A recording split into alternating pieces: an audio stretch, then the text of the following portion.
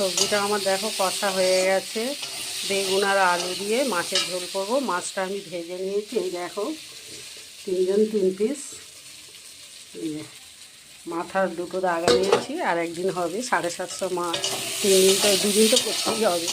গরিবের সংসার হিসাব করে না চললে বন্ধুরা যা বাজারের অবস্থা বাঁচা যাবে না।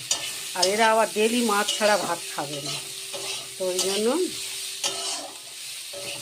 1 পিস করে মাছ ডেলি হয়, বেশি খাওয়া হয় না। ডেলি 1 পিস করে মাছ, আলু, সবজি, যখন যে সবজি হয়। এখন তো আর চাষের সবজি হবে না, সব জলে ডুবে গেছে। এই ঢেঁড়স হচ্ছে, কদিন হয়। বেগুন টেগুন সব পচে গেছে, কলমি শাক, পুঁই শাক সব পচে গেছে। তো বন্ধুরা তোমরা কী করছো? রান্নাবান্না হয়ে যায়? আজকে সানডে, একটু হেভি হেভি রান্নার ব্যাপার তোমাদের। আমাদের অবশ্য ডাল করেছি, সবজি ডাল, যেটা আমি খাই, আর করেছি ঢেঁড়স তরকারি। তো একবার দেখিয়ে দিই।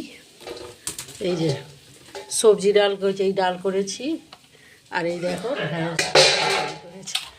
আর এবার আমার তরকারিটা দেখো কষা হয়ে গেছে, আমি জল ঢেলে দিলাম। জল ঢেলে দিয়েছি, ফুটে উঠলে মাছ দিয়ে দেব। তো তরকারিটা ফুটে উঠলো, রান্না করতে করতে টিফিনটাও খেয়ে নিলাম,